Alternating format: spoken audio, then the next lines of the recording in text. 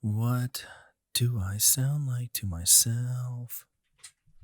The sad sound of depression.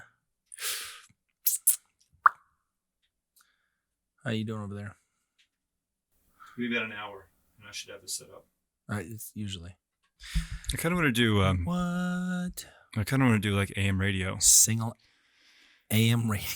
Just AM radio? Do you ever, How do you just like slap me in the face with something from the Stone Age? I feel that's. you I ever just listen want to to AM radio push a lot? my car everywhere I go. AM radio is great. I mean, no. It's Do you ever? not. Do you ever just kind The of? signal's not even great. No, it doesn't have to be. No, it doesn't have to be. It's, No, you just you. it's an expectation. It's just a series of like sports talk, angry conservative radio, and like Bible preachers Do that are you like yelling think- about the devil. Do you think that conservative? And Jesus said, Do you think conservative spoke people upon the mountain. just know to buy Hmm? AM radio stations? Is that what I'm recommending? Well, no. I'm just wondering if that's where the conservatives go. Is to AM. Maybe it's this. Maybe it's the conservative frequency. It's so conservative that it's actually they can't handle FM. They can't handle FM. Well, I mean, and I like, can't handle FM. all of the progressive stuff seems to be on FM. I mean, that's all where all the liberal talk radio show. I mean, radio Yeah. hosts seem to be liberal for the most part, I think. When's the last time you listened to FM radio? I mean, today? Really? I mean, by It- accident. It's been I mean, I hate radio, Probably so I like a listen year to for my me. phone all the time. yeah. But my I do car too, and it- defaults to. I don't even have my phone on and it talks to me. Oh, well, that's true. I listen to it. We just have conversations. We just kick it. No, my car defaults to FM before I can turn the phone on. So I have to like go push a button. It sounds like a liberal media agenda thing going It on. might be. It's forcing I'm me. tired of that. Forcing me to listen to the liberals. Wait, Yeah. I don't know. I might be liberal though.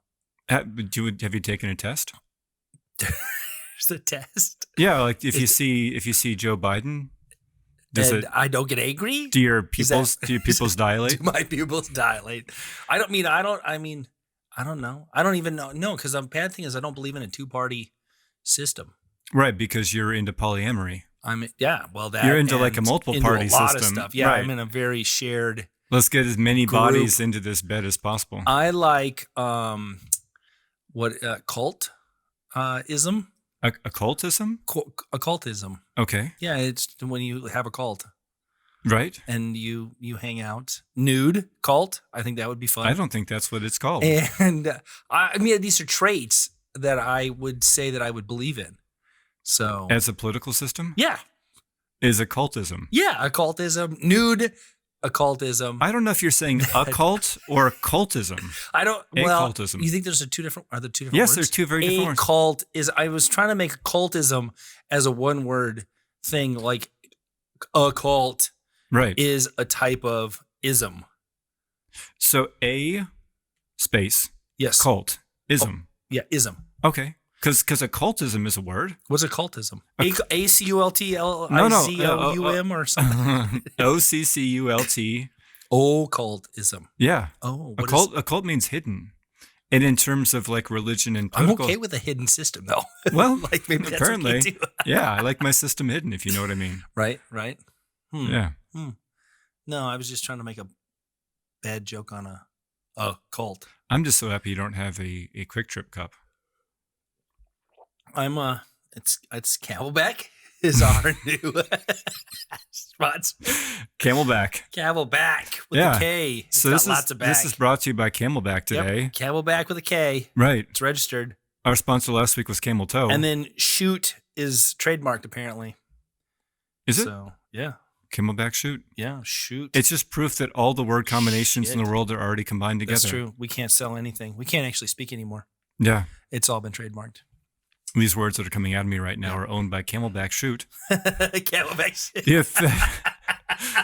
The official water sponsor Well, okay, so of Pinkie and the Ben. I have hopefully a non-trademark joke. Yeah, let's It's do not it. really a joke. Okay. It's a riddle. Is it a riddle? Yeah, it's a riddle. Okay. Non-trademarked. This is a James trademark. TM. Bing. It'd have the little sound. You know? Yeah, I'll make that sound with So it. this is trademarked. Which came first, the chicken or the hug? I don't think that's a riddle. I mean, it riddle me this. What came first, the chicken or the hug? Those Yeah. two things have nothing to do with each other. They totally. Are you saying that chickens come from hugs? Or hugs come from chickens? I don't think that's the case. But Because it's what came first, chicken or the egg? yeah, of course. Sure. Of course. And it's the metaphor of really what the concept and the thought is which comes first, Mhm. you or me? Yeah. Which one? So I had texted you this yesterday, a little peek behind the scenes. We actually talk in real life. And I texted you this the other day because the thought process was who gives the hug first Mhm. is what it was. The chicken or the human? The chicken or the other chicken. Okay. And I mean, who's biased? I mean, Do you need chicken arms? can hug. Why Do you- can't Well, let me you ask can you. you can neck hug? Can you? Oh man, yeah, absolutely. You can like reach around and like neck hug. That's what giraffes do. That would be so awkward. And then they also attack. Could each you other that imagine way, if we too. started neck hugging each other, like as a people? It's actually really cute. Neck hugging? Yeah. Oh, when giraffes do it, yeah, they don't have No, arms. even when people do it, People don't do it's it. really there is neck hugging. That's out there. something else entirely. I think I would challenge you to say that there's neck hugging, and you would. I would challenge you Mhm. to neck hug a stranger. I mean, I might have to ask permission first. Yeah, you would have to. May, Yeah. may I please? Or you'd be served neck papers. hug you. You're getting a restraining order. There's Sir, a please really, cease and desist. to there's a neck really hugs. beautiful video Mhm. that a photographer photographed or like recorded people giving kisses for the first time. They asked strangers to kiss each other. Like on the lips? Yeah. They Wow. just put people in a room and they recorded it, and it was the whole series of. It's very beautiful. It's Mhm. very beautiful. The awkwardness, the silliness, the small talk, the how to. They just literally said, let's go out to the street and like, what's your preference? Who would you want to kiss? Yeah. Man, woman. Giraffe. What giraffe? hmm And then they put them in a room. And I'd they said, plan one on would a you be giraffe." willing to kiss a stranger? Mhm. And so these people all said yes. And so they said, okay, camera's rolling, kiss. And it's just so cool to see the before kiss, the lead up of how they're going to break the ice or what's going to happen and that tension that exists, which is palatable. Palpable. Yeah. Like named after Emperor Palpatine. Exactly. Yeah. It just we're all full circle to Star Wars. Right. Star Wars. Star Yeah. Wars. And then the after of once they stopped kissing, how that barrier was broken and how Were they like open mouth kissing? any way they wanted to. Really? Yeah. Anything yeah, goes. Yeah, anything went. And one of them out of maybe 10. I think it was 10 Mhm. little 2-minute videos. And one of them just did the whole like kiss, kind of like the pucker kind of thing a couple times. And there was a younger man and an older woman, Mhm. and there was Harold and Maude. there was heterosexual people. There was guys and girls, and then girls and girls and guys. And they had a couple different size differences even. And it was really cool. It was really cool. But I think the most important thing is even in that exercise is who Mhm. breaks the ice of giving or receiving. Right. I think that's really the biggest question on all of it is it my responsibility? Is it your responsibility? And then the harder part, it's not really hard to go, whose responsibility is it to hug a person right now? Mhm. Well, I mean, mine, 100%. I mean, I have the inspiration. I can go around and I can hug people all day long. It's one of my favorite things to do. But when you're tense Mhm. and you're in a situation or you're in a fight with, potentially your lover or your parent or something, who's responsible to hug at that point in time? And who recognizes that? And where does that go? Because in the end, does that hug support the other person, give them what they need, Mhm. ease the tension, soften the blows, make things better somehow? I think really we're missing that intimacy no matter what goes on all the time. Yeah. I mean, you're describing the heart of connection. Yeah. And so like strangers are a different scenario. right? Because they don't have that connection to begin with. Not yet. Yeah. Not yet. I mean, one of my favorite lines is a stranger is just a friend you've yet to get to know. Yeah.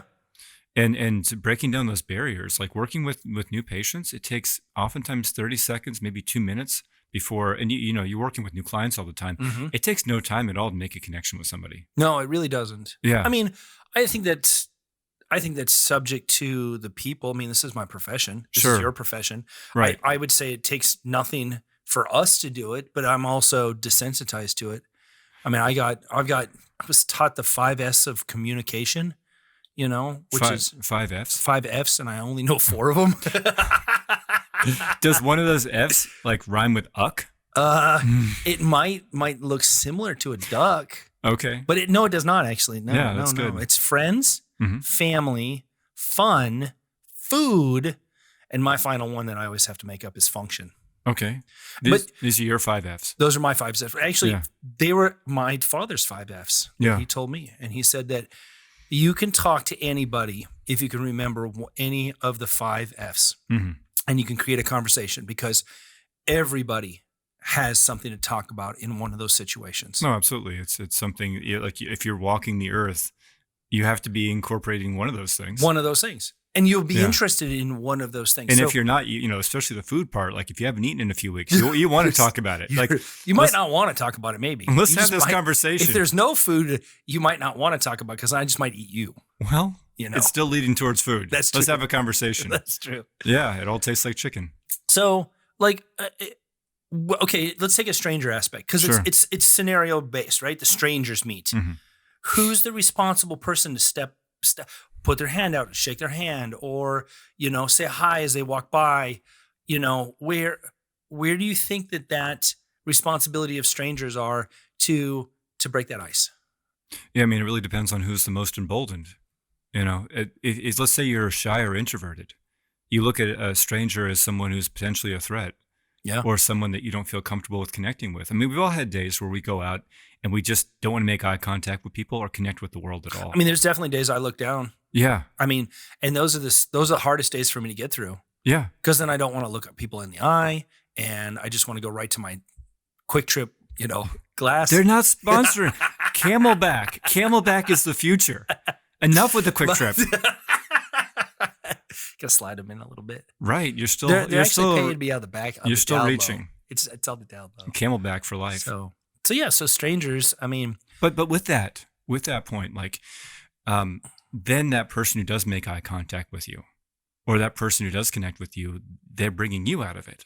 yeah, They're bringing they you back are. into a state of connection. Yeah, they are. Well, I mean, what we're saying, like in this little side conversation, is there are days, and I have them. Like today was one of those days where this would have been one of those days where I did make eye contact with somebody. Oh yeah, Totally.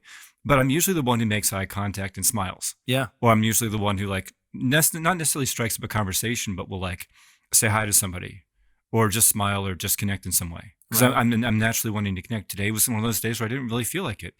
And the beauty of it is one of my good friends was in the office and he was in a state where he wanted to connect and he kind of brought me out of it. Mm, He right. could see that I was in a space and he was just wanting to connect with me. I mean, it's bringing us back into this equilibrium point. So do you think that it's the responsibility of the mass to potentially try to look at people versus just look down?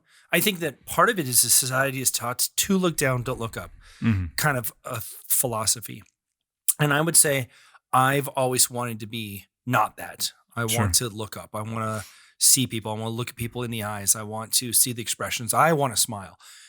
But by looking at somebody and smiling, Mhm. even in that little gesture, you're brightening someone's day. No, absolutely. Yeah. So does that make me responsible for anything there? Does that make me, intruding as well? So I think that some of society is afraid that if I smile at you, they're going to smile back and then we're going to have a talk and then we're going to have to like get married and have kids and stuff like that. or make out in a room together. Which with you is like a 50-50 shot. Yeah. It is Wednesday, so Hump day. week's not over yet. Camelback. Yes. You're in my room. You're in a room with me now. We have a camera on. I know. We could try this. Well, if all else fails. That's true. It'll be good Yeah. TV. We'll give you guys our webcam address. Yes. Sponsor us on OnlyFans, please. Oh, wow. Yeah. It just got warmer in here. Um, yeah. Why is my seat so wet? It's crazy. But you said the word responsibility, and I think that that's where I would kind of take a little bit of a left turn or something like that. I may go in a little bit of a different direction because what you're describing is You're connection. driving. I'm following. All right, let's do it. Left turn. I'm getting in the getaway car. Yeah. I don't know if responsibility is the word or if it's just like, so let's take it way spiritual for a second. Okay. Let's just go all the way up to the heavens. Like we're all one. Okay. That's an idea that's propagated. We're all one. We all come from one source, whether it's the Big Bang or whether it's an old man in the sky. We all come from one source. Carl Sagan famously said, we're all made of stars. You know, if you think about all the materials within the universe come from like collapsing and exploding stars. Yeah. We all come from the same material constituents. We all come from the same source.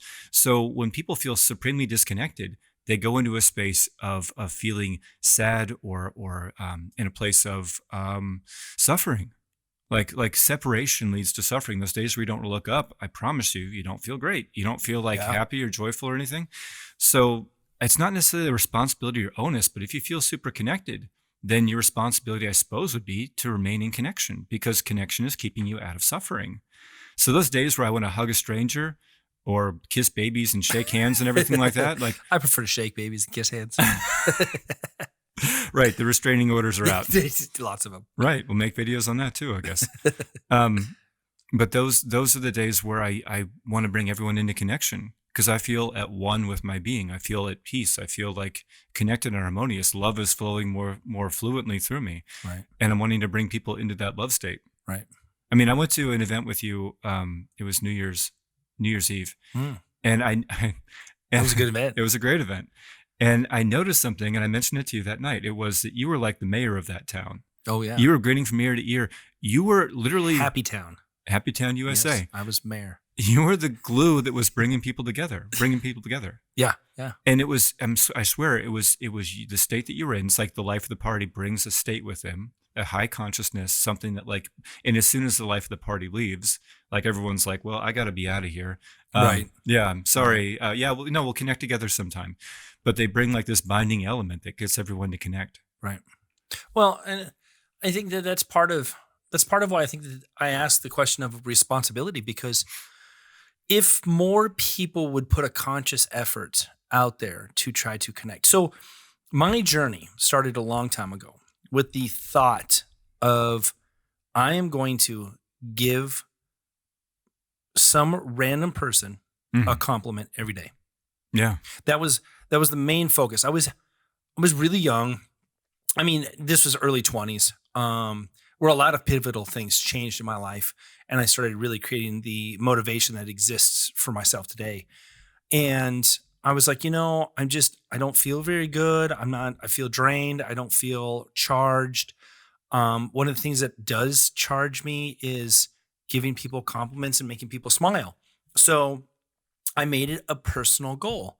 And I said, I'm going to give a personal compliment every single day to anybody at all. And I was also I was going to like a compliment and run kind of thing. Like I didn't want it to be like, I'm going to compliment you and then stay around and wait for your telephone number. Like guerrilla warfare?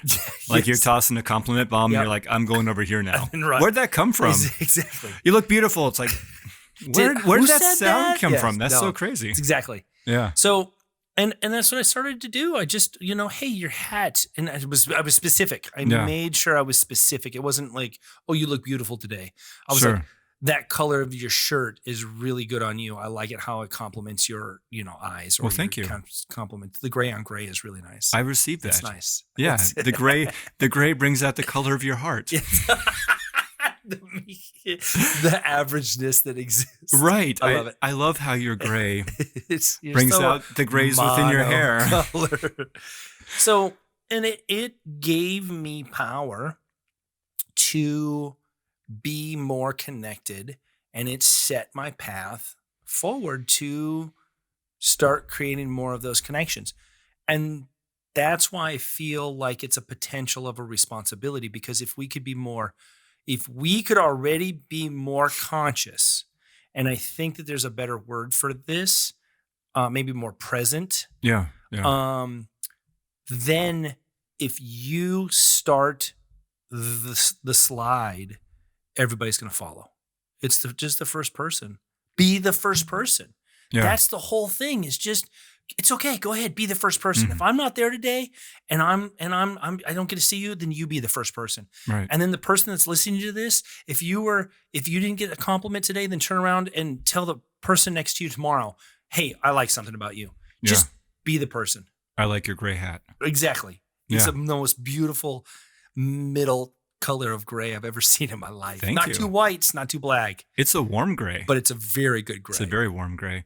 Well, it gets that made me think of this saying: if someone doesn't give you a smile, give them one of yours. Oh yeah, that's nice. Um, but it's also like, what do you want to see in the world? Do you want to see more separation, more angst? There were days where when especially my 20s, Well, where and I go that's out in public. exactly it though, right? What do Yeah. you want to see more in the world is goal setting. Right. Whatever you're gonna say, whatever you're gonna see, you create. So in my 20s, like I would go out and I'd be all mopey and like a mopey zoo lion. Yeah, God, those Mopey Zoo lines. Right. Now we want to talk about someone who's bringing something up. Yeah. Don't worry, there's pain in there. That's actually a card in Cards Against Yes. Humanity. But I would go out to like Tortured the with it. store and no one would make eye contact or look at me, but I was doing the same thing. I was completely shut off. Right. So, that handshake, if you will, that hug is an opening of your chakras or your centers. It's an opening of your heart. Yeah. And people can feel that because we're walking antennas. Walking the earth, we're like walking antennas, little receivers. I mean, you have conversations with people and you go, what's wrong? And they go, well, I didn't say anything. I'm like, you didn't have to. I can see it written all over you. What's wrong right now? Well, now that you mention it, but you become fluent in energy and you can start reading people. And then it becomes something where it doesn't have to be reciprocal. Because if someone is not like necessarily smiling at you, Yeah. they're not smiling at the world. And you can bring them out of it just simply by being that smile or being that hug or being that connection point that they needed. But it pulls them back into a point of connectedness where they became disconnected from their being. Right. And and they get into like the whole being in the past or being in the future. Today I was like super in the past.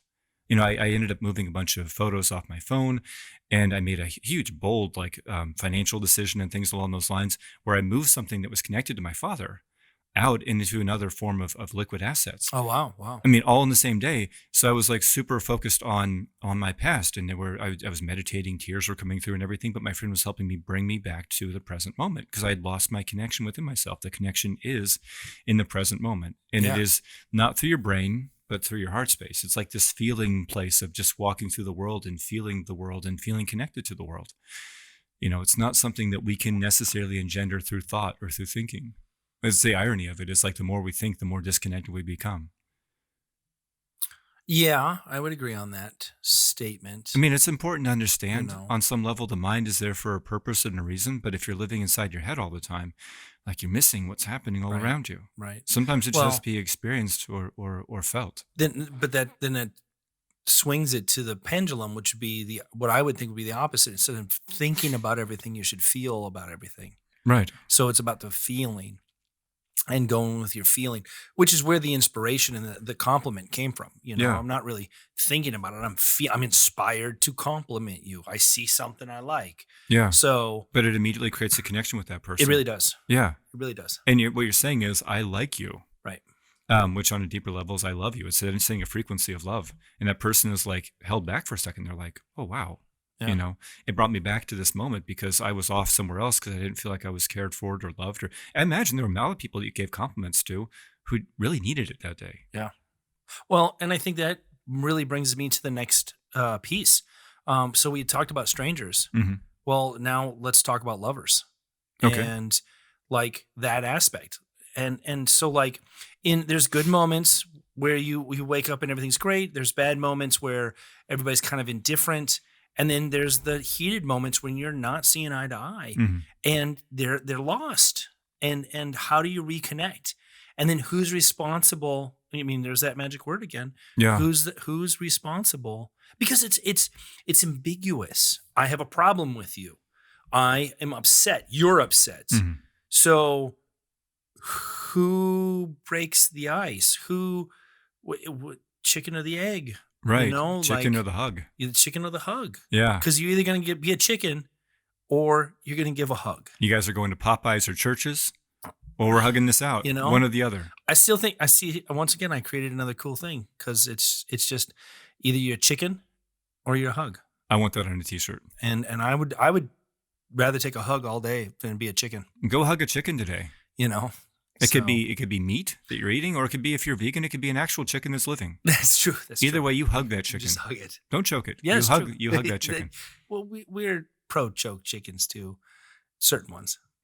Okay, that's And cue the cricket sound. wait. Where was the? That was exactly the right one. I guess that's. I was really dark spot that was I supposed just- to be funny. I just picture a trombonist was- he's like practiced his whole life, and he's like, I just want you to play this one Please sad don't. note. Okay, No, so, but with the couples thing, because I've actually dove into this deep. Yeah. I've mined the depths of this. I feel like I have Oh, some man. things to say. okay, Okay, one is the idea of the concept of the thought form. Okay, a thought form is basically like an energetic frequency or an imprint of a thought that is held within yourself or within your field. And when you're playing tug of war with somebody, let's say you come to me and I'm upset about something that you did. Let's be lovers for a second. And because I'm holding you to that, then you're like, I'm not this. I'm like, but you are this. And but you're I'm like, not. I'm not that. this. No, I didn't do it. Right. It's not my fault. And it's back. It's tug of war, right? Right. So as soon as one person lets go of that rope, the other person has nothing to pull on. Right. And there's been a few instances recently with my partner where, or anyone in my life for that matter, where we have not settled anything through words or discussion. We just recognize that we're meeting each other through our pain. Yeah. So two people create this thought form and they connect through their pain.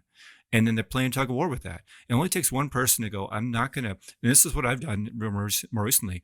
I go, I'm not going to be the projection that you're wanting me to be right now, because it's not the totality of who I am. I'm not going to be guilty, right? If I play guilty, then you play in your pain, I play in my pain. Eventually, we still have to double back and hug each other and love each other. Yeah. I recognize how you might be feeling angry or jealous or upset or whatever it might be. But as long as I'm playing that projection, then we're both in positions where we're not really who we are. We're not in place of connection.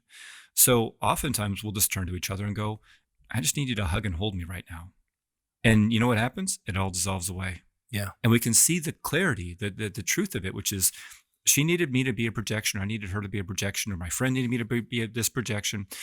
And we're just going into the truest sense of that unity or that oneness or that true connection that we are, which is love. And that just dissolves away any fighting between two people.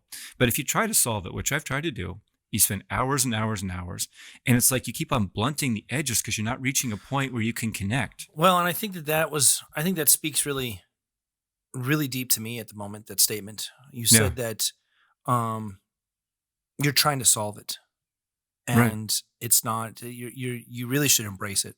Well, and you're meeting in pain. Yeah. So if I'm You trying to can't connect in pain. solve this equation, you Yeah. did this, I didn't do this, I'm blaming you, you blame me, and you try to solve the equation, Mhm. you're in essence already wrong, because it's not about that. If I bring my pain to you, Yeah. I really just want it to be heard. You want me to love you there. It is exactly it. No I don't words want you are to required. solve it. Right. Or, I mean, there's probably things to solve in it. You didn't do something, do this. Okay, whatever, take the Something to trash learn out, and grow please. or whatever. Yeah. Yeah, whatever. But ultimately, the anger, the fight, that's not solved. It's embraced. It's needing that moment of hug. It's needing that connection that says I love you. And what do women say of men oftentimes? Not to paint with a broad brush, but this is a common thing said of men, especially with mansplaining. But it's that I don't need you to fix me right now. I Yeah. just need you to hear me. And a lot of men are like, I don't get it. Why are you complaining? It's because the words are not going to solve it, or they're going to learn the lesson anyways. Whoever it may be, Right. but they just want to be heard. There was a StoryCorps. This is an NPR program. They would have these on early mornings when I used to drive to work. And StoryCorps was this beautiful thing. It said, listening is an act of love. That was their tagline. Listening is an act of love. Oh. And I would just be driving to work. This is like 15 plus years ago. And I would just be sobbing, because it would just be somebody in a room, or oftentimes two people in a room. and they would just have these StoryCorps booths all over the country, and they would tell stories of love, and they would just tell their stories. And as a listener, you were listening to their story. Hmm. You were listening to whatever they experienced, and you could, for a moment, walk the world or live the world through their experience vicariously. But the amount of love that was in there. And oftentimes two people would go in there, maybe like father and son, or mother and son, or son or daughter, or two people that were really close together, maybe partners. And they would just tell stories about it, how they love each other, or something that they had been through. But listening was an act of love. And it was just, you think about it, like, let's go into like listening, and let's go into the story, or even hugging. In all things, there is yin and yang, masculine and feminine. Yeah. The masculine component is the force. It is the movement, the action. The feminine component is the desire, the magnetism, the drawing in, the receiving. Think about that with intercourse. One is actually a force, and the other one is receiving of that force. Yep. So the hug, especially if one initiates, becomes more of the active source. And then the other person has to receive it. So the person who is not able to receive in that moment can't receive the hug. Yeah. But the beautiful thing about the hug is that when the two parties actually meet, there's no masculine and feminine. There's meeting in unity. Same thing with sex. Yeah. It's meeting in unity, dissolving away duality. It's sex with your clothes on. Hugs. That's now the new tagline. The- Sex with your clothes on. It's a hug. The safest sex. Exactly. If you get pregnant with a hug, That's Jesus is here. there's something That's right magical there. going on. That's right there. Frosty the Snowman's got nothing on that. This is like some sort of mystical stuff. This is like, I don't know why Frosty came up. But no, it is giver and receiver. And when somebody is in like a closed off mode, they can be way too young, way too masculine, I got to push, I got to think, I got to force, and I'm creating too much of a duality within that. There needs to be a reception to it. Mhm. And if someone is closed off, you open up to them. Like with people I'm working on, I get really quiet and I just listen, and they begin to solve their own problems. And I What- just receive them as a being. I just receive them and love them. What do you think is your opinion, especially maybe even a story about you and your own lovers, that you've had a quarrel, Yeah. and that ability to change from masculine to feminine emotionally in yourself? Like how did you stop it? I mean, I have ways that, I put the brakes on here and there, Yeah. and I fail tremendously at it lots of times. But I think that most importantly, like, how could you gain clarity for a moment to change direction and say, I'd rather just give you a hug right now. And that's all it takes. It's just a moment. But But it's so hard. It's so hard. I mean, there's times you can just be blind right. and you're just speaking out of your ass. There's a quote from Wayne Dyer. I'm just going to give you a bunch of quotes today. It's a good quote, though. If you have the choice between being right and kind, always choose kindness. It's that I look at life like one of those flow charts, right? Box A leads to box B, leads to box C, and then leads to outcome. Do you want to take 12 steps or 15 steps or 20 steps to reach the outcome? Or do you want to take one step? Right. So for me, and I've been doing this for a long time, if I know that the outcome I want with you is connection and love, then I'm going to move there as quickly as possible. I will apologize. I don't actually believe in saying sorry, because sorry takes you to a frequency where you close off in some way, but apology is really important. Yeah. So I apologize for X. And that way you're not playing guilty either. I apologize for X. I'm not sorry. I'm sorry. It makes you a low frequency, makes you a guilty party, and you're holding on to that as an identity. I apologized for what I said, but I've learned from what I've said, and I would ask that you forgive me for that, but I apologize. And then I meet within the heart space. Now, there wasn't in something that happened a few months back, and this was with my partner presently. And there was a night where I was just in my feels. I was going through a lot of stuff. I was going through a lot of past. I'm still processing a lot of my past. I still have a lot of love for all the people I've been connected to with my life. That will never go away. Yeah. And there's a part of me that's like dying right now. And it's a part of me that lived for many, many years. It's a part of me that was this identity within this relationship, within a marriage, within all these different structures. And every day I'm like loving that person into integration. But that night I could not connect. And my partner, she knew it. And I just went in the other room and I went to meditate. I'm going to deal with this on my own. I wasn't mean to her or anything like that, but I did say some things that weren't typically in my character. So she came into the other room. I'm sitting there meditating, trying to cry or move the energy out, and it wasn't working. I mean, usually I'm able to meditate, but I just wasn't able to do it. And we have an HVAC system, which sounds like a freight train coming through. Yes. I mean, you've heard it over there. Yes, It's crazy. ridiculous. Yeah, it's loud. Yeah. So she came in at that moment. And if I wanted to talk, we couldn't. It was like the universe saying, shut the hell up. You're not going to talk. She looks at me in the eyes. And if this had been any other situation years ago, not to say my partners of the past would have left, but it wouldn't have been that way. It wouldn't have played out that way. The person I was with prior to, not my marriage, but a person I was with prior to, it would have probably been something where we would have driven in different cars and she just would have left. And she would have been within her rights to do so. Yeah. But she just came up to me, looked me in the eyes, and hugged and held me. She hugged and held me for 20 minutes. And like ice melting, I just started to sob on her shoulders. I cried on her shoulders for 20 minutes. And she just hugged and held me. Well, and I think that gives potentially a little bit of light towards the power of that connection to taking a break from your point and just giving that love, even for those that can't get out of their point, Yeah. right? Because that's just it. You're either trying to prove your point too much, or you think your point is relevant, so you don't back down. Yeah. Right? Both people can take an opportunity to say, I'm just going to be present and help you, and we'll get to talking about it later, or we'll approach it in a different way. Yeah. So if your situation isn't developing an outcome you like, stop for a moment and try to connect. Well, let me ask you something. So let's talk about maybe an impasse you've had recently with a partner or a lover or friend. What emotion were you feeling? Were you feeling guilt? Were you feeling anger? Where were you connecting with the person when you made that impasse? Like what were they expressing? Were they expressing jealousy? Were you expressing, you know what I'm saying? Because when you show up as guilt, or you show up as anger, or you show up as, it's like you just kick these blended edges. So Well, my most current one, I mean, I'm currently in the process of trying to figure out communication with my partner Mhm. specifically, and the feeling that I felt the most during our last altercation was frustration. You felt frustration. I felt very, very, very high levels of frustration um, for the fact that I couldn't get out the right things. I mean, do you feel frustrated because you felt like you weren't understood or weren't heard, or like Yeah, you're understood. It's okay? definitely I didn't feel like I was understood with what I was trying to offer. Yeah.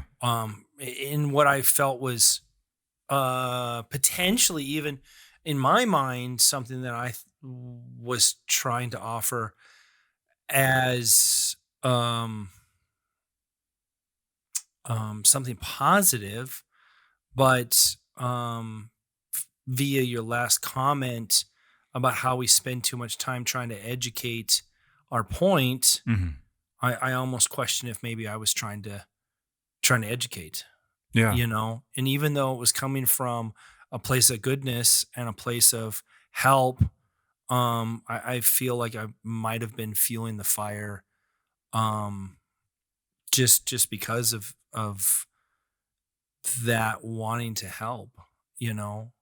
I still feel very lost with the whole situation, and I feel that there's very heavy sides on both sides. Yeah. But yeah, frustration was probably my biggest collision.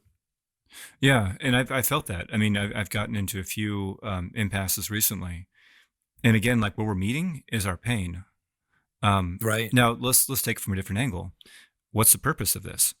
Right? I mean, there's a reason why this arises within the world. Why do lovers and partners and friends reach these impasses together? And my hypothesis is that I love you unconditionally, Right. and you know that. And with my partner and my friends, I feel the same way. And in fact, with previous relationships, there's still that unconditional love, so there's Yeah. still that connection. But you take to your relationship something that you couldn't solve or heal on your own. And again, just belief that I have is that you are presenting a part of yourself that you feel is unlovable or unheard. and you're asking them to love you there. You're pleading with them, please show me that love can be reached right here. Yeah, yeah. No, absolutely. I think that is very important. Those are the pieces that I mean, because I don't need love in the areas that I feel like I love myself. Exactly. That's not my problem. Right. You know, It's those places where you're trying to shine the light. it's those very small nooks and crannies, or even worse, that piece you've shoved deep down inside that you don't let anybody come near. Yeah. But really, you do want that to be loved. You want that person to be embraced. Yeah. So that's one thing that I think is really challenging for lovers in general to really see within their lover is the weakness that exists in both of them. Yeah. And to be able to share their vulnerabilities Right. and have that part of themselves that they don't love come to the forefront Right. to be loved. I mean, that's oh man, it's just working with people over the years. Everyone has that aspect, and it's what we call the shadow side. And the shadow side does a lot of our operating for us. It does a lot of pushing, and it does a lot of fighting, and it's fighting for something that it can't reach through fighting. It's got to be yin and yang, right? Right. For us to be dissolving duality, it has to be masculine and feminine. So as a part of us, it's like, I'm going to fight, I'm going to punch you, I'm going to kick you for me to get what I want, which is truly loving connection.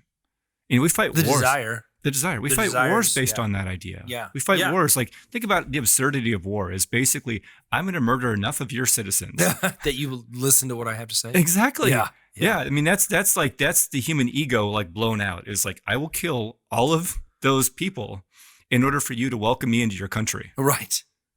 Right. And that's how we actually get into arguments with each other. Is like, I will murder all these small children inside you and burn the villages down, and then maybe you'll give me a hug after you're on the floor And bleeding. you just make yourself scary and intimidating, and Yeah. it probably puts up 1,000 more walls. Yeah, it just creates more know. more karma, if you will, or more for you to work through. And I think the hardest thing is to recognize that in yourself, Yeah. is because it's really where it is. It's got to be some sort of self-reflection. I can only recognize that I am not letting you in, or that I am pushing you away. So part of it is am I afraid to accept the hug maybe too?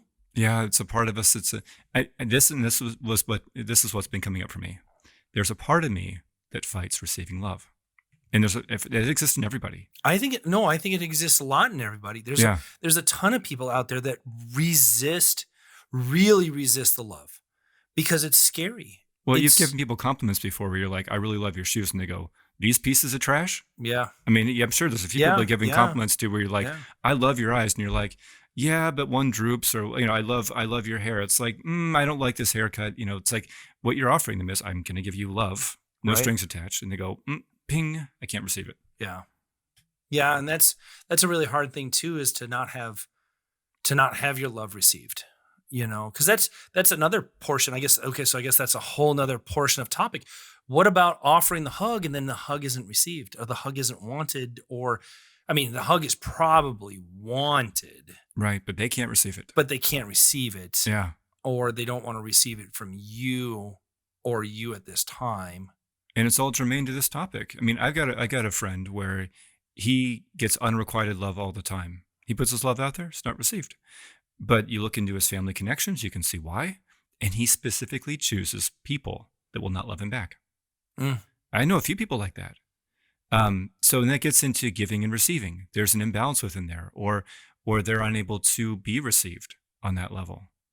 And so, I mean, anytime you're getting into any situation where you're suffering, you can look at like a disconnect within yourself and know most assuredly that's what's going on. Yeah. You don't have to look. We're always looking outside of ourselves. We're always going like, well, how can I fix the world to make it be the way I want it to be? Well, because it's so much easier to fix everybody else But it doesn't work. versus fixing you. Right. But you're the only one that controls anything. You and I have tried that. I have. With salons. Yeah. I've spent so much time in my life trying to fix people Yeah. to do anything, and it is 100% met with failure all the time. The only person that you can fix is yourself. Yeah. And I think the action of fixing yourself isn't doing better. Mhm. It's just accepting appreciation. And loving yourself in all those places that you feel were unlovable. Right. It's like giving hugs to all those so as above, so below, as within, so without. The person who does not hug you back is almost like a fractal or representation of a part of you that can't be received. If you go to give a hug to somebody and it isn't received, in all likelihood, there's a part of you that they're representative of. Because anything we're seeing externally is something that we carry inside of us. It's all one. So if imagine, if you will, something comes up and you're like, oh God, I just don't feel good about myself, or I feel guilty, or I feel shameful, or if just, oh, I'm so pissed off I did this the other day. I'm such an idiot. Why do I do this? Right? That's the part of ourselves we have to go, okay, step aside. I'm going to give myself a hug now and hug that part of ourselves. The issue is that we're oftentimes not present or aware of that, nor do we know how to give ourselves love. So we find someone else, a partner, a friend, who goes, you know what, James, you didn't mess up. I love you in that place that you feel is unlovable. Stop picking on yourself. You're an Right. amazing, amazing human being, Right. and I love everything about you. So stop beating yourself up for a second. Let me just love you there. Yeah, little micro cheerleaders that, always kind of help. And that's kind of Yeah, who you surround yourself with, is yeah, this team of cheerleaders that say, we like you, yeah. so that way you can like yourself. Potentially learn from those. It's it and I think, okay, so here, right, which came first, the chicken or the hug, right? It was you. You came first. Yeah. So you get to pick. You can pick to be the chicken, or you can pick to hug. I kind of like the chicken's a double entendre too. That's why I'm saying it so much, Yeah. because it is. Because we're too chicken to hug. Quit being a chicken Yeah. and start hugging. Okay. And that's really kind of what it is. But the piece that came first was you. Put you first. Hmm. Give yourself that hug. Look inside. So we started this relationship with strangers. Yeah. This topic with strangers. Then we talked about lovers. And the one thing that we didn't start with was yourself. Right. And it starts with yourself. That's where this is the key to this. Hmm. I was asking the question, where is the responsibility? It's in yourself. Yeah. That's where the responsibility is. And it is your responsibility to look inside. It is your responsibility to say, I appreciate, I value, I have worth, I love myself. And then I can give love, because you can't give anybody anything you don't have That's absolutely true. all day long. Yeah. Absolutely true. So in order to receive more love, love yourself. Yeah. And it's not arrogant. It's not selfish. It's just true. It's like I used to like to say that love is like a bank account that you never default on. The more you spend, the more you generate. Yeah. So and love is the best feeling in the world, because love is what we are. So you spending liberal amounts of love and then extending that love to yourself does not make you arrogant, does not make you selfish. It does if it is in a way that's creating separation. But if you're just liberally loving all aspects of yourself, even the parts of yourself that have acted out, even the parts of yourself that have maybe caused harm in other people, you go, I apologize for that. And I'm forgiving myself, because forgiveness can also come from within, or take it to a higher power. But I love that part of myself that felt like I needed to do that in order to get my way. I love that part. I know why I did that. I believed that love was scarce. I believed that life was scarce. I believed that I couldn't get what I wanted unless I tried to control or take advantage of a situation. But I'm under a new impression, a new understanding now. And I love myself enough not to have to lower myself to anything in order to get what I want, because I know by being love and what I'm doing, it has to reflect outward. It's amazing to me, and you have this in your life too, but it's amazing to me how many people hug me. New patients who come in, I would say 95% of new patients who come in hug me within the first visit. I give them the option. I go, handshake or a hug, what would you like? And this is during COVID too. Handshake or a hug, Yeah. or an elbow bump. I offer them that too. A high percentage in that time too. They were wanting a connection. They wanted to touch hearts. Well, and I think part of it is it's because you were offering it. Yeah. And people are grasping for that.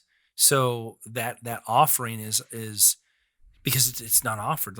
Like we had said earlier, right? Hmm. Most of the world does spend their life looking down. Yeah. And you got to say, hey, would you like a hug? Right. Because it's here. And when a person looks up and they go, oh, actually, I would like a hug. And by the way, you're pregnant now. Yes. That is one Well, potent hug. it has happened a couple times. Yeah. Two to be exact. Well, you were not wearing clothes during those hugs. Whoa. Now there's a bias on hugs with clothes. Can I hug with I no feel clothes? so judgmental. Yes. I apologize. There are clothed hugs and non-clothed hugs. Both hugs are okay. Can I have an option? I mean, one just might get you more pregnant. Okay. You could choose the non-pregnant hug. I would prefer. Well, I don't know you can get me pregnant anyways, but I would prefer clothes. There's lots hugs. of practice. We could always try. Again, the clothing hug is sounding better and better. In fact, let me put on some chainmail. Chainmail. Wait, there's lots of holes in chainmail. It is not impervious. I'm not done. It's A chastity belt. it's one of the layers. I'm covering my ears, my nose, my mouth. I'm bringing the masks back. Okay. I like it. To heck with the CDC. I'm bringing the masks back. You just dip yourself in plastic. I may plasticize Okay. myself. Then you'd be hugging yourself then. If I was plasticized, Well, because then you'd just be. that would be, I think, You'd be the little kid in Christmas Story walking around like a little mummy. That was always the worst when I was younger. Like the toys that were like the plastic toys, like they had like no movability. Like they had some where they were just kind of in a fixed state. Yeah. And it's like they just were like, how do you play with a toy like that? It's like they're in rigor mortis or something. Lots of extra. I have received hugs that felt like that though. That's so true. I have very this stiff hug. Oh yeah. Oh my God. It's like they got like stuff stuck up their ass at the same time, and none of their joints work, and they're like half robot, half hey. Yeah. And then there's no pressure. Right. Have you ever got the no pressure hugs? Like it's like the limp handshake, and it's just this like tap, like tiny little tap on your back, and you're like, oh, okay. Where's my embrace? I don't know what to do with Fucking that. hug me, grab a hold, and feel, and then Squeeze both cheeks. And then I want to be there Yeah. for at least 9 seconds. The 9-second hug. An awkwardly long hug. I do those all the time. I fucking love awkwardly long hugs. They're not awkward though. I try to make them awkward. Well. Oh no! I how do try you to make them awkward? really awkward. I keep holding them. Yeah. And I keep. First of all, there's the comfortability. The first, I think. They're I not think trying to squirm, are they? I think at 10, they are after 10 seconds. Okay, yeah. There's a 10-second hug. Sure. Okay. And you got the people who want to hug for like a second, who barely even want to touch you. Sure. They need a lot of love. So then you got to push them past that second. You got to push them into the 3 to 5 second zone. When that 3 to 5 second zone, those are good hugs. They're great. You know, hugs. if you can get to a 5-second hug, oh man, you've embraced each other. Yeah. You've taken in a little bit of energy. Okay, so now the sweet spot in the hug, I think, is from the 6 to 8 seconds. That's the area of the hug that is you've been there long enough. Yeah. You recognize that person's presence. You have a chance now to take their presence in, and you welcome it. So there's almost this exchange of energy for a moment. And then you get to 10 seconds, it's too much. Mm-hmm. And then now you're like, okay, now this is starting to become invasive. That's where I go to like the 15-second hug. Yeah. And then you can get to like the slow rock, Mhm. and you can make it really like comical now, and you just don't let go. You're doing And a then slow rock with that? You slow rock. With and your everything. body or your With pelvis? Whatever they need Okay. to bring a smile. Sure. They're starting to try to maybe push away without trying to push away now. Right. Yeah. And so there's definitely hug etiquette, and I break hug etiquette every time. Let me ask you this. Do you have you desensitized yourself to mace? I might be immune to it. You're like, this just Could be. tastes salty and somewhat Yes, spicy. so This is it's- good. Put it's- this on my tacos right Let's now. do it. Let's do it. I can Yes. handle the mace. Yes. Yeah, no, I love the long hugs, and I've got several friends where I'll just hug and hold them, sometimes for 30 seconds. Yeah. A lot of patients I work on, That's do the same I thing. don't think that's a hug. That's an embrace. It is an embrace. Yes. Yeah, and two hearts are becoming one. You're becoming like one coherent field. With my partner, You're almost cuddling at 30 seconds. it's basically a that's- cuddle and embrace. It's a combination between the cuddle and the embrace. It's so like that's its journey, right? It's a hug, it's an embrace, and now you're cuddling. Well, that's an interesting point in of And itself. then there's no close. Right. Then it becomes something else entirely. Yes. And then 9 months later That's true. That's true. is That's proof of the embrace. Okay, so we got the hug, we got the embrace. And then we got cuddling. I just love that we created a whole taxonomy. We have like a whole system now based upon the hug. It's like, and as you can see here, we've got the hug, which leads to the embrace, which then leads to the cuddle, And which 9 months later leads to little Timmy. they have different like timelines. So if you're 11 and a half seconds, you've definitely started to enter into the embrace zone. Sure. So commit to the embrace. If you're not going to commit to the embrace and you do a shy 11 seconds, that's just an awkward hug. Right. You just You create got awkwardness. to full commit to the embrace. Yeah, because I've had the awkwardness. There's an older gentleman I work on, and he's in his early 80s, but he'll hug me, and then I'll go to move, and then he'll be maybe like, I don't know, 6 inches away from my face. So I'm like, are we gonna smooch? And he'll look at me in the eyes, still holding me, and he'll say, I swear to you, he says, I love you. I am you. Which is true on a spiritual level, but there's a part of me that still doesn't believe that. That's true. I mean, because we're all on the path of spirituality. Does he and drive a Cadillac? He does not. Does it have a big trunk? It's as big as a whale, and it's about to set sail. Oh my gosh. The seat's about 20, so hurry up Yeah. and bring your jukebox money. Yeah, no, he's a super amazing guy. I love him. And he'll say things to me in the office, like we'll sit across from each other, and he'll say things like, stillness is the whisper of God. and he'll just look at me in the eyes, and we'll just sit there silently for like 30 seconds looking at each other. Oh my gosh. But I feel myself merging with that field, and that's effectively what you're doing. Two people are becoming one. Someone you're cuddling with, there's oftentimes someone that you know well, or that you become intimate with, and there's this comfort level, and it's like there aren't two people anymore. There's just one body. Actually, did you know that one of my really good friends is a cuddlist? Yeah, you've actually introduced me to him. Yeah, before. Ethan? Yeah. Yeah. Oh, super, man. super awesome guy. Yeah. I think we should probably reach out and see if we can get him on too. I think he'd love this. Yeah. Because then we could talk about the whole intimacy aspect of what that is creating, what's missed in the world of intimacy. Because it is a whole piece. There's a reason why there's a job now for a person to become a cuddlist, to help come bring people hugs. Yeah. If it's a job, then there's obviously a need. Right. Like there's no need for, automatic butter spreaders because no, there is one of those too. I would love to have one of those. And I would like to use it on not toast. Oh, would you now? I don't like putting lotion on my body. You use the butter spreader. My elbows instead. get dry. I would like the butter spreader for my elbows. I would like to be. It's a new invention now. I'm tired. There's places I can't reach between my shoulders. I take That's the butter true. spreader. I mean, I only have so much dexterity. Yeah. Pretty good. All the yoga in the world does not fix that. But yeah, I mean, there's all kinds of need for closeness and all kinds of need. Obviously, just in this, I mean, look at how important hug can be for somebody, and we could choose to give it to them. Right. And by giving love within ourselves or expressing love from inside and having it reflect outward, we create a connection. So those days where you feel super disconnected and somebody smiles at you and goes to hug you, that can be a point of reconnecting you to the present moment, reconnecting you into your being, and for you to receive love. And if that person hugs you for over 5 seconds, well, now you're starting to get into embrace territory. It's starting to get into a sweet spot. If they hug you for over 10 seconds. Over 10 seconds. 10 seconds. Make sure you follow the graph. We've got this lined all out. You got the chart. This is important. And if you get past 30 seconds, you're moving into the cuddle zone. Exactly. And if you're squirming and the mace is not working, you're hugging James. If you're calling for help and you're beating them off with a stick.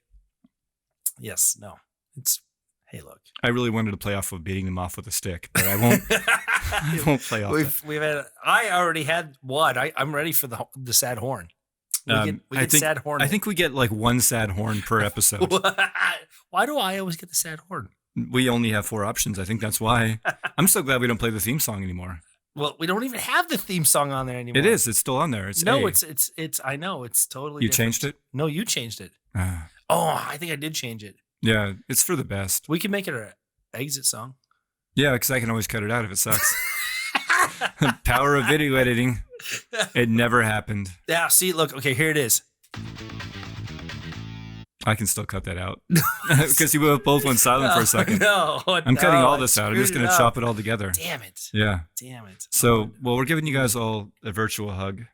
Thank you, as always, for listening. Extra, extra, extra big virtual hug. We're actually cuddling with you right now. We are in the awkward sway hug. Very little forward and back pelvis, but left to right shoulders. So it that all way- balances out. Yeah, it's like rubbing your tummy and patting your head at the same time. Right. You get the forward back of the pelvis, but the left and right of the shoulders, and you're super confused, and you're so concentrated on what's happening with the movements that you don't realize it's been 45 seconds now, Right. and we're full cuddling now. And he's tickling your ears for some reason. Why is he playing with my ear now? Starting to twirl the hair, but I'm telling you, the neck hug is every bit of like start the neck hug at about the 3 to 4 second zone, and you can take the neck hug much longer Mhm. because now you're fully embraced, and you can do 15-second neck hugs and not be weird. Right. And coming to see me the next day because of all the pain you're experiencing. Yeah. Yeah, it's this really crazy embrace. It's really kind of fun. Another victim of the neck Yep. hug. Go give neck hugs. You just kind of wrap your neck around, and well, you don't really wrap your neck. You wrap your chin around, Right. their neck. So nice visualization for anyone who's still listening. It's for everybody who's not turned it off. Well, we did play the exit song, so Right. I'm cutting this all out. But James and I will be neck hugging afterwards with clothes on. No pelvis gyration. No. Maybe not tonight. Okay. Yeah. Promises for next time. I do love you. I love you. Unconditionally in all the places that need a hug.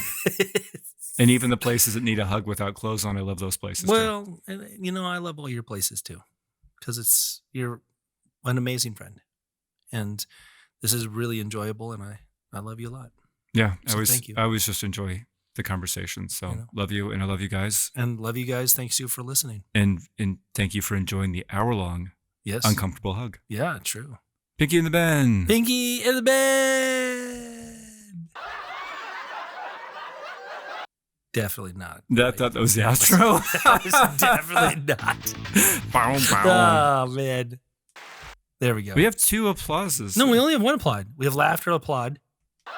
Yeah, see laughter. And he even says laughter. And then see said trombone. And it says it. This is actually the outro. And that would fit, actually. Thank you, guys.